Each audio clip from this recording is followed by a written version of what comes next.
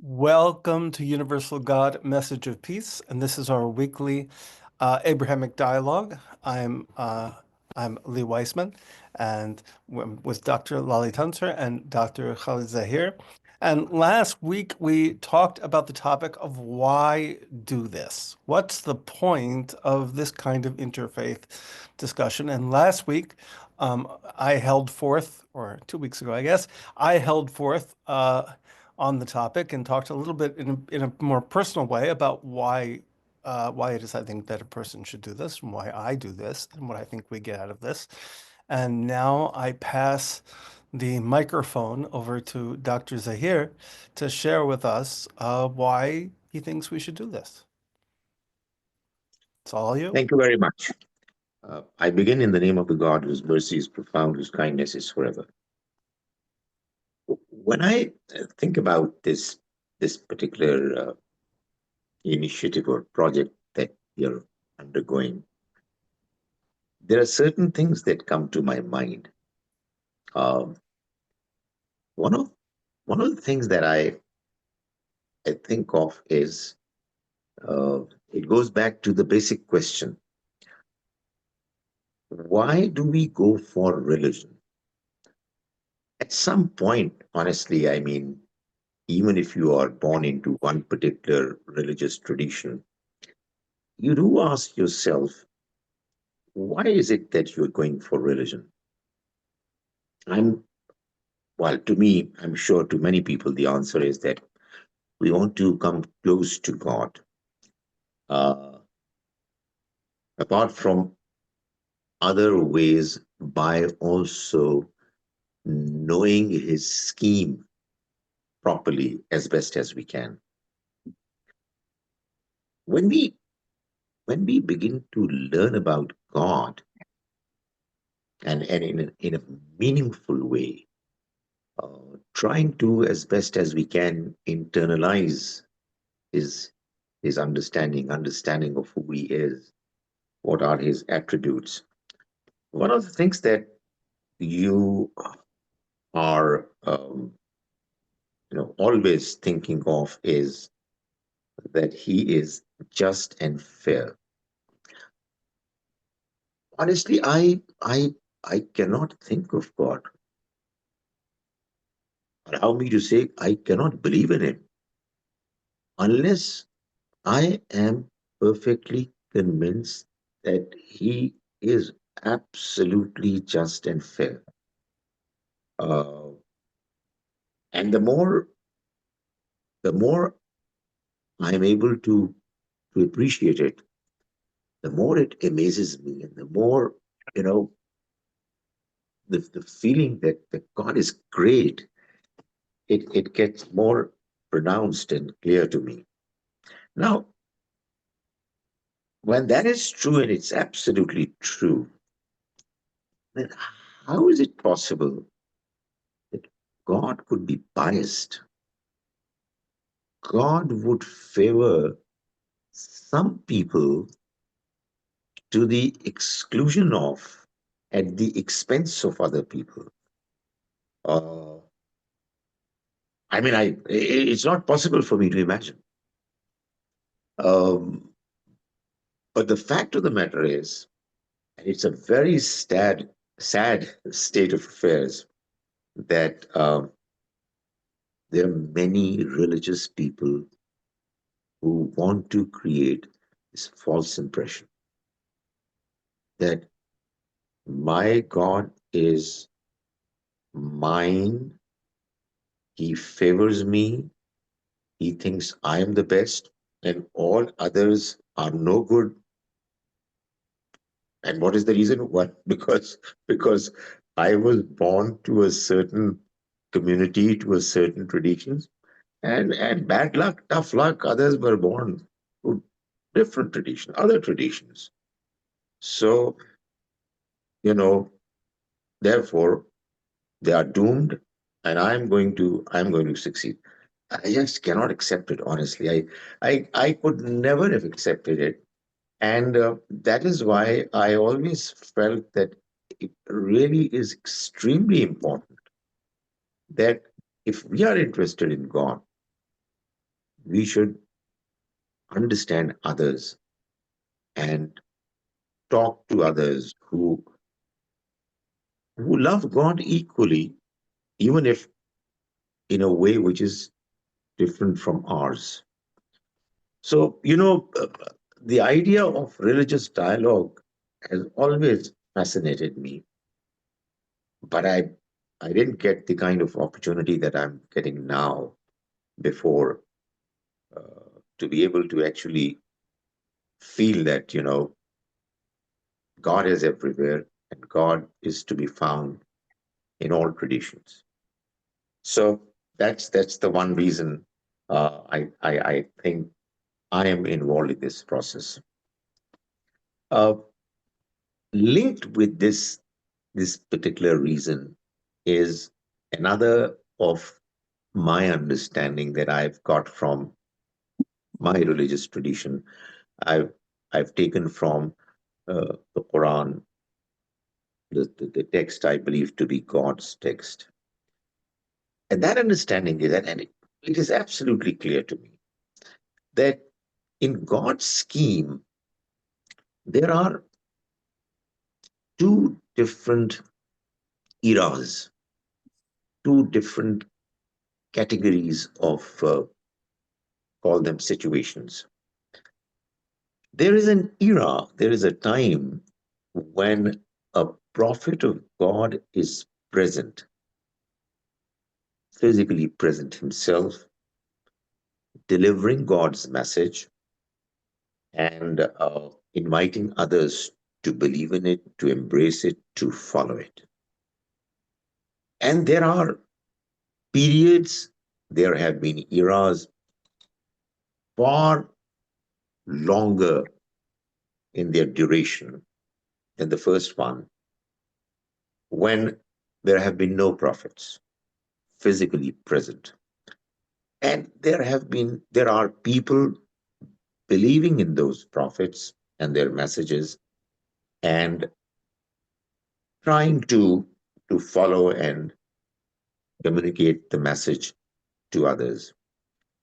Now, what I understand is that when you are living at in an era when there is a prophet physically present, uh, and you are there in that geographical location, um, there is no chance that if you are a good person, uh, that you would be drawn away from him.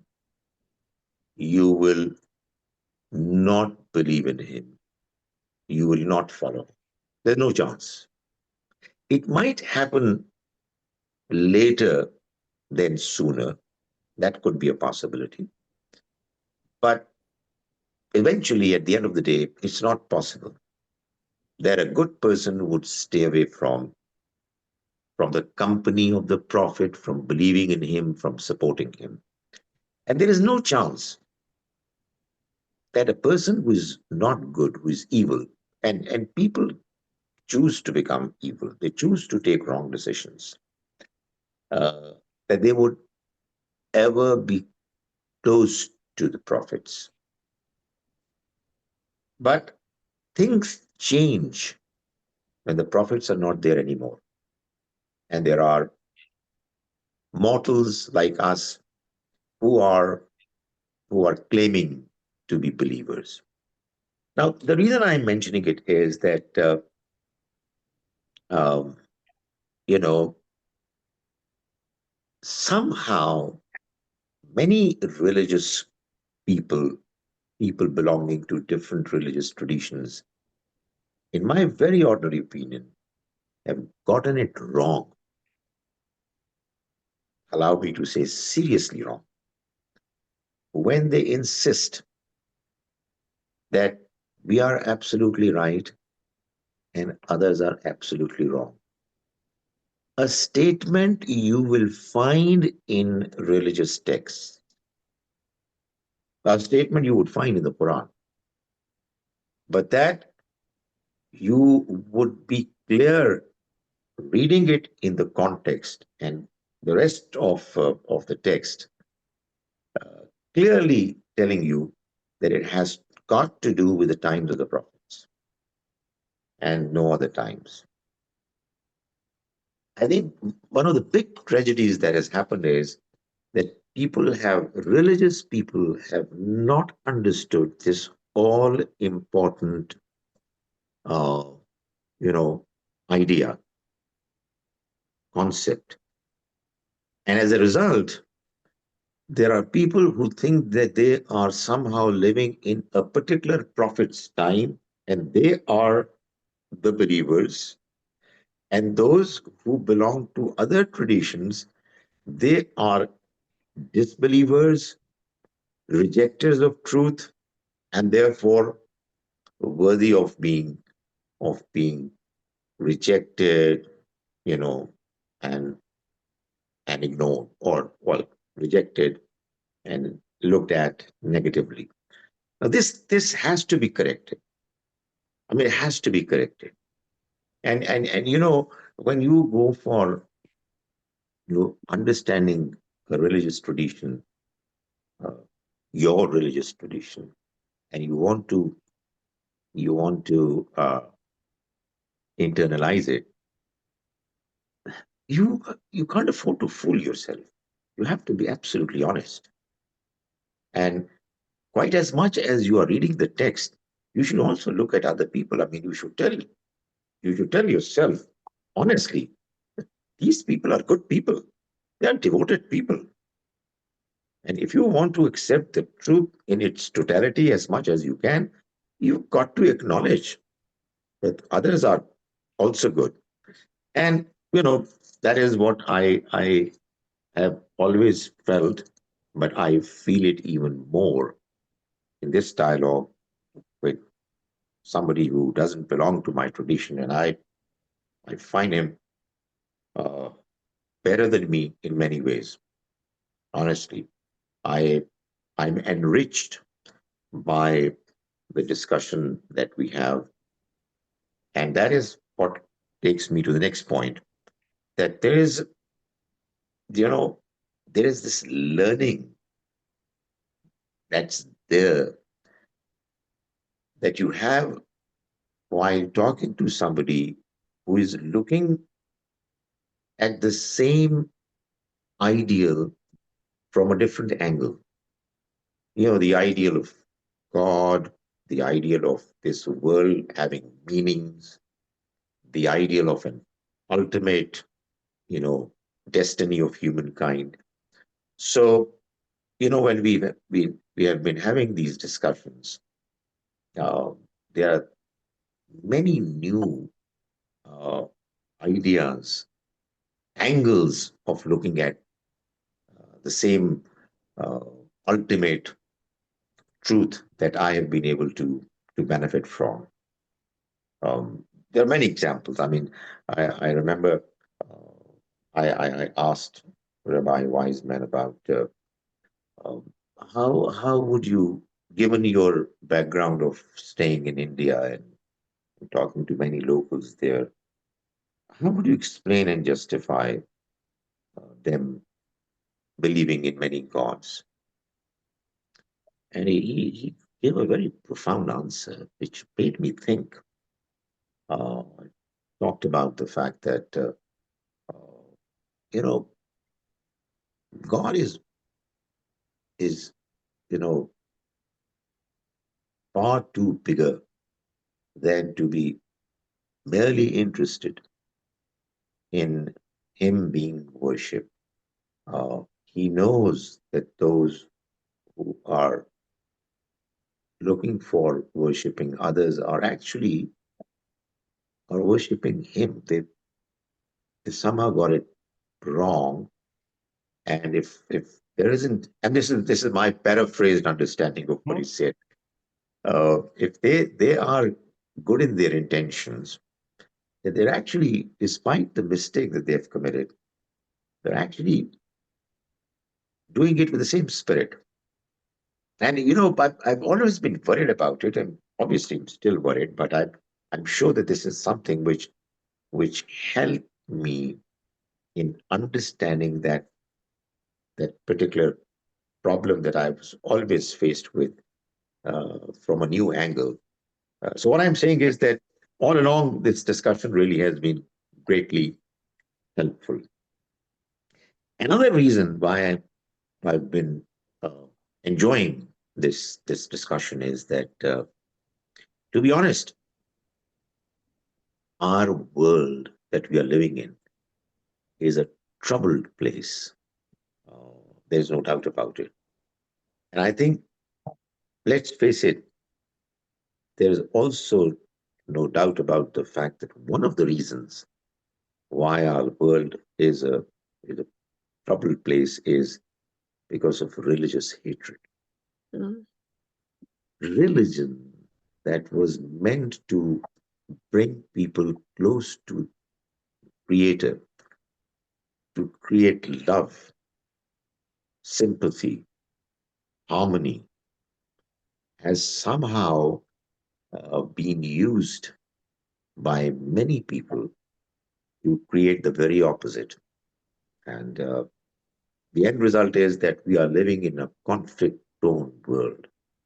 Uh, and it is a big tragedy.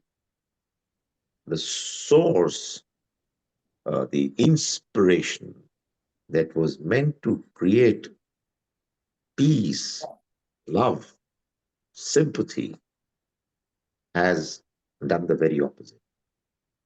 And therefore, somehow the damage has to be repaired.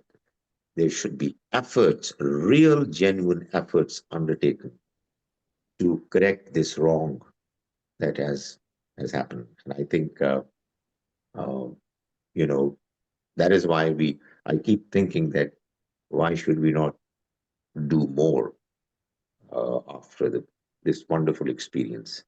And what is even worse to me personally is that because of these unnecessarily, you know, exaggerated versions of differences, there are many people in this world who are now averse to the very idea of religion. We talked about atheism, both of us, and I think we did agree to the fact that it's an idea, it's a way of thinking that has emerged simply because religion, formal religion, doesn't appear acceptable to many people. One of the reasons is that, religious people, they not just disagree with each other. There's nothing wrong with disagreements. I mean, it's something which helps in understanding and looking deeper into different concepts. They have turned into conflicts. People are killed, hundreds and thousands, uh, by believers in a text which says, and imagine, we both traditions share the same text. One person killed is as if the entire humankind is killed, and humankind is getting killed. So I think there's a lot of responsibility on the shoulders of those people who believe that religion is from God to show to the people that it indeed is from Him. And for that, I think the starting point is to to start begin to talk to each other, which is what we are doing, and we are enjoying it. Uh, Finally, I this point that I'm mentioning, I'm sure that I'll not present it in a way that I'm too emotional, but it always makes me emotional. I don't know whether you remember it or not. I've tried to find it out from some sources, but what I found was not completely in line with what I have in my memory.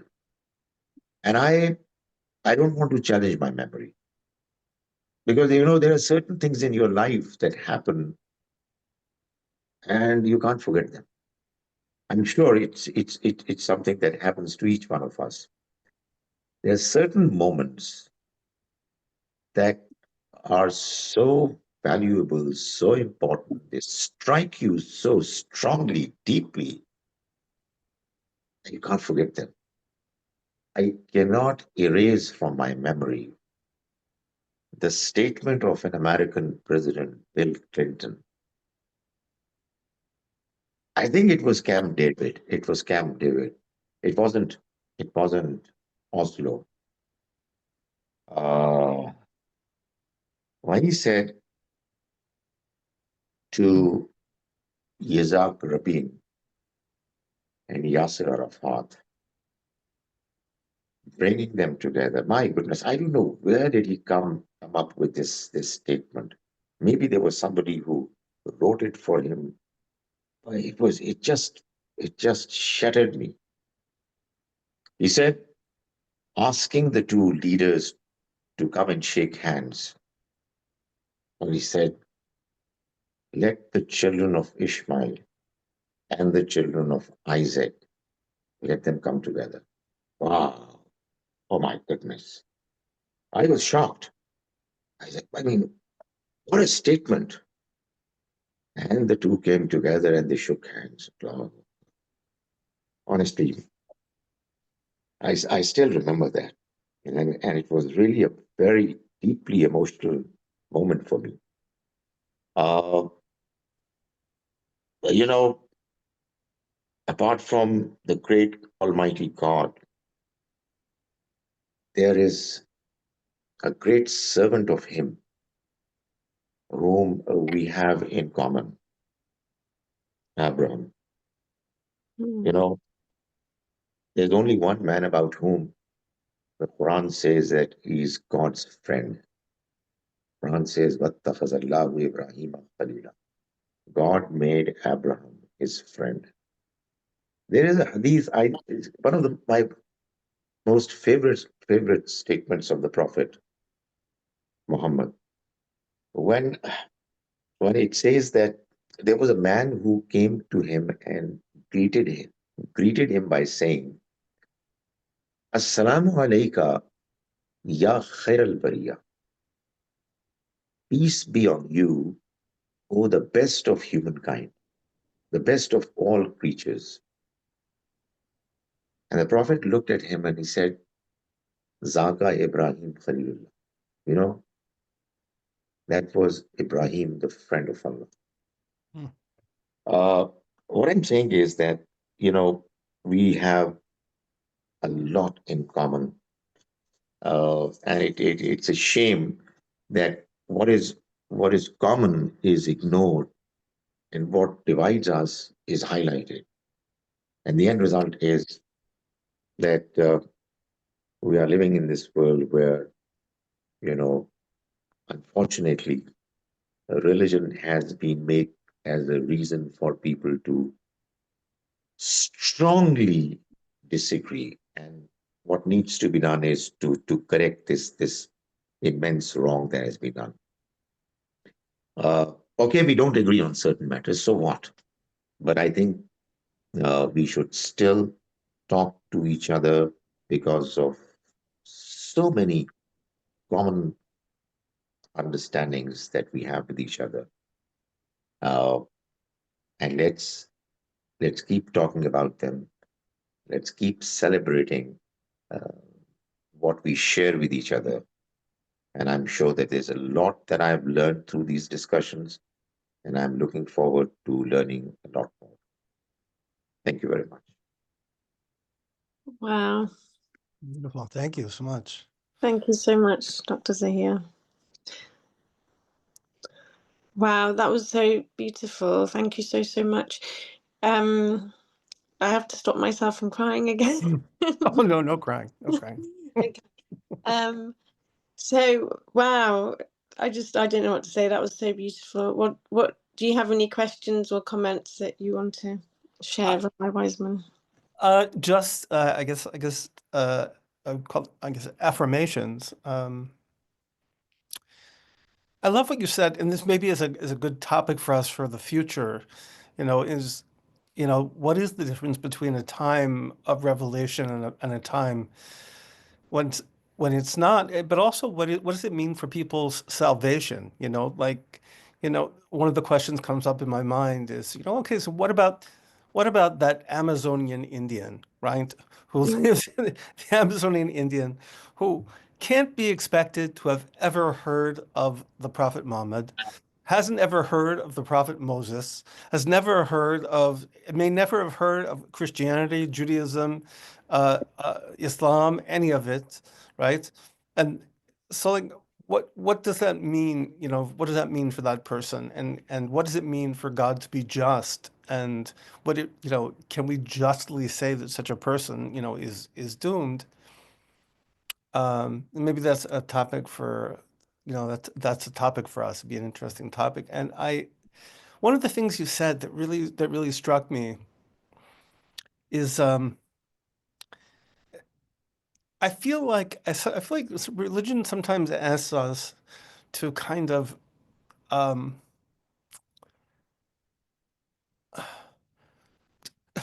to curb our common sense about people. It's remarkable. I've had people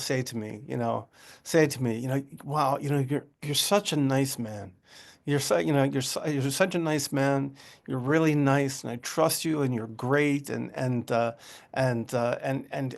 you seem to be so religious. I'm so sorry that you're going to hell. You know, and, and I was and I do feel bad for them. I do feel bad for them, but I realize that they're fighting their own intuition. Their own intuition is telling them, this is a nice, reasonably pious person, and but somehow or another I have fixed in my head that no matter what this person does, right, that they're going to go to hell. And they have to kind of fight their own because their common sense is telling them that can't be.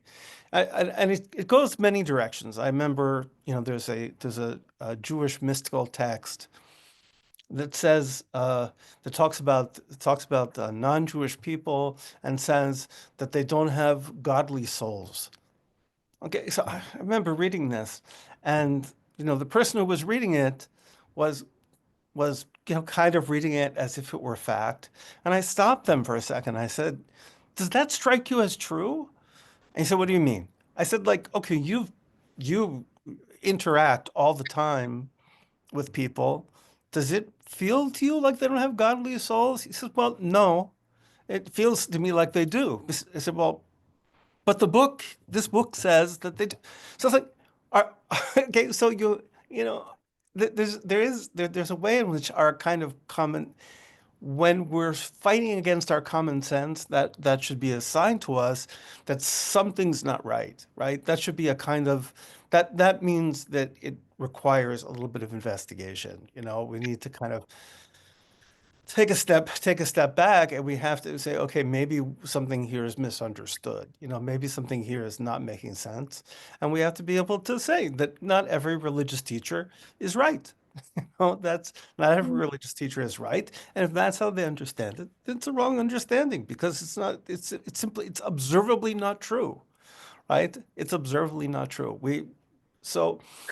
Um, And it's observably true, I meet virtuous people of all kinds, and I have to believe that God also sees them as virtuous. Um, and I agree also, it's especially, I mean, there is something very special about a Jewish-Muslim dialogue, precisely because it really is an Abrahamic dialogue, right? There are two refractions of, I think, what is a basic insight, that there's a there is I feel sometimes even in our conversations I can feel the character of Abraham in the conversations. I can feel, you know, it's funny, in there's a beautiful scene in the Torah where I've mentioned this before, where he's bargaining for, he wants to get a burial place for his wife, and uh, the local the local Canaanites, he goes to them and he says, "I want to buy this cave here. The cave is now, in Khalil, right? It's in Hebron." And he says, "I want to buy this cave." And they say, and he offers them money, which they eventually take. He insists they take the money because he wants to be fair. And they say, "No, no, no." He says, "You are a Nasi Elohim b'tochenu. You are a prince of God among us." Right? Not a prince of God over us, but a prince of God among us, right? And that to me was like, again, like the most beautiful compliment you could give somebody, right?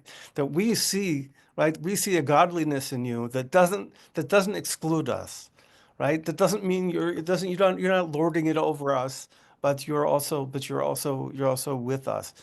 And to be the friend of God, and all of these things, th- that kind of essence, and to be able to see the two refractions of that essence as they kind of play out in these two traditions is really something that's, I think, very special, and helps just, as I said last week, helps me to see things better, and really, yeah, it's a really good thing. And lastly, you pointed out, and I think I didn't even mention this last week, which is really amazing, and that is that it's really like the world is a mess, and the mess is largely because of of what religious people are doing to each other and what they're encouraging other people to do to each other.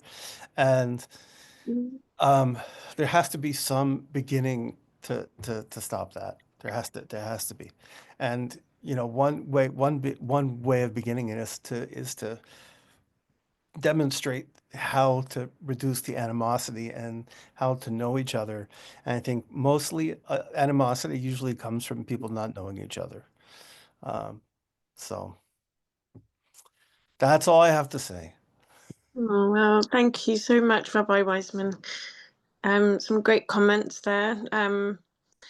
Dr. Zahir, do you have any comments about Rabbi Wiseman's comments? I feel that what he has suggested as topics are very important. I think let's do them. And he always makes you feel they that there's a lot of depth in what he says, and we can we can share with each other our insights, and I think enrich this dialogue, and hopefully help others also to be encouraged that we continue uh, with this effort. And I'm glad that he agrees that the effort that we are doing, actually, it's not an effort. We're just enjoying it, honestly.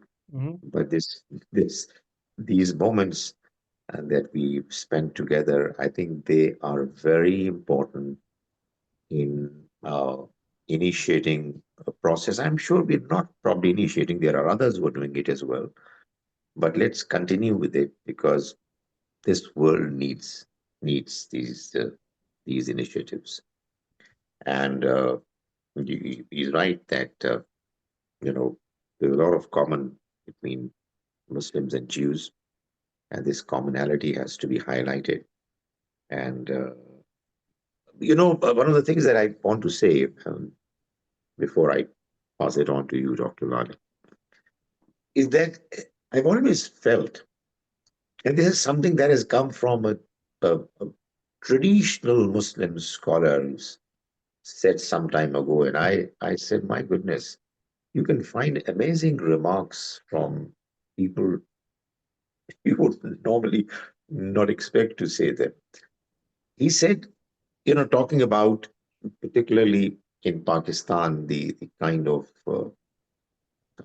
religious divisions that are there, that have given rise to so much of problems, so many problems. He said, I want to tell you one thing. all religious traditions, all religious groups and sects have people who are reasonable, who are moderate, and there are those who are aggressive and who are hawks. Mm, Those who are moderate and reasonable and accommodating are far bigger in number. mm, But those who are aggressive, the hawks, they somehow come to dominate. mm, And I'm telling you, it's a reality. mm, And I want to motivate myself by being convinced that there is a vast majority amongst religious people who are a silent majority who really need to have messages like mm, these to be encouraged mhm, to come forward and let others also know that mm. we who don't accept religious extremism and hatred in the name of religion. So I agree with him. I think we should continue with this good effort. Initiated by you, by the way, Dr. Lale. Thank Yeah, you very Dr. much for Lal. this. Yeah. Alhamdulillah. Honestly, all praise, glory, thanks be to God, and for both of you for sacrificing your time and energy into doing this. I really appreciate it so much. May God bless you both. I really think it is the most important, one of the most important things we can do right now in the world with everything that's going on, is to all just try to get along despite differences with each other, despite different labels and identities, and do good things in the name of God. In the name of religion, let's help each other. Let's pursue justice. Let's promote love and kindness and forgiveness and gratitude and all of the ways of peace which are supposed to bring us all together. What you said about the children of Ishmael and Isaac, that just makes me want to cry.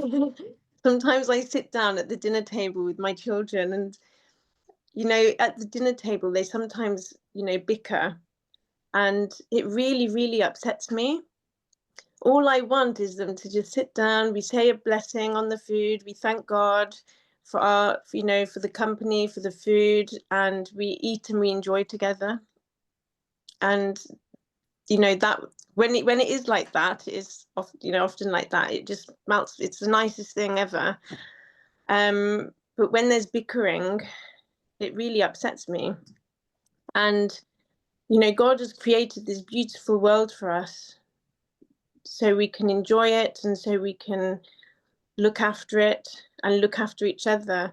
And I think when we're all fighting and arguing, I think it really displeases our Creator, and I don't think Abraham would be impressed to see all of what's happening in the world happening. So if we all love Abraham, our father, we love our Creator, we truly love each other as we should, as we're urged to by the books that we say we follow and the religions that we identify with, then we do need to step up and make more effort and prove it with our actions, with our words, and forgive each other, because none of us are perfect. So yeah, and otherwise hatred just brings on more hatred.